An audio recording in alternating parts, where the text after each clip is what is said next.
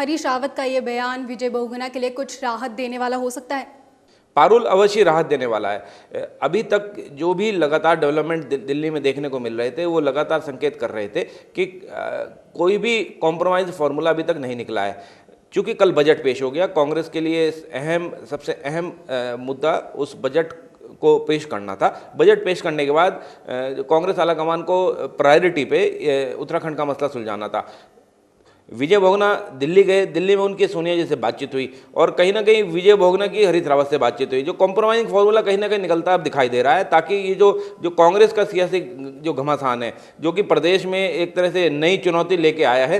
प्रदेश में लोगों की अपेक्षाएं थी कि यहाँ जो भी उसके विधायक चुन के भेजे हैं जनता ने, वो विकास की बात करेंगे। विकास की बात ना करके जो उन्होंने अपने निजी हितों की बात की है, तो वो कहीं ना कहीं अब आज इस बयान के बाद लगता है कि 1 या 2 दिन के अंदर इस तरह के लगातार पॉलिटिकल स्टेटमेंट आएंगे कि इस तरह का ये अंदरूनी मामला था। अंदरूनी मामला जो है हमने अपने पार्टी फोरम पर सेटल कर लिया है और अब किसी तरह भी प्रदेश में कोई सियासी संकट नहीं है।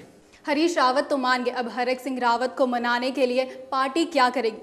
पारुल, जहाँ तक हरक सिंह रावत का सवाल है, हरक सिंह रावत को ये पॉलिटिकल परिस्थितियाँ हैं कि हरक सिंह रावत आज हरीश रावत के साथ खड़े दिखाई दे रहे हैं। ये कहीं ना कहीं कांग्रेस के अंदर ये सांसदों का बुनाया हुआ जाल था कि हरीश रावत को अपनी परंपरागत सीटें छोड़कर रुद्रप्रयाग की सीट को पर जाकर चुनाव लड़ना पड़ा और उन विपरीत परिस्थितियों में वो जीत कर आए। तो ऐसे में उनका जो जितना भी उन्होंने बयान दिया, कहीं ना कहीं वो रोष था उनके अंदर।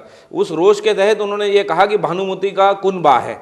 तो कहीं ना कहीं वो रोष धीरे धीरे समय के साथ जो है कहीं ना कहीं कम हो गया है और मुझे जो आगे आने वाले समय में संभव दिखाई देता है, वो दिखाई देता है कि हरीश रावत को कहीं ना कहीं जो विजय बहुगुणा की कैबिनेट में अच्छा कैबिनेट पद दिया जाएगा। हो सकता है वो डिप्टी चीफ मिनिस्टर के लिए भी उनका नाम का प्रस्ताव रखा जाए और वो एक दूसरे नंबर के मंत्री के तौर से इस कैबिनेट में दिखाई दे।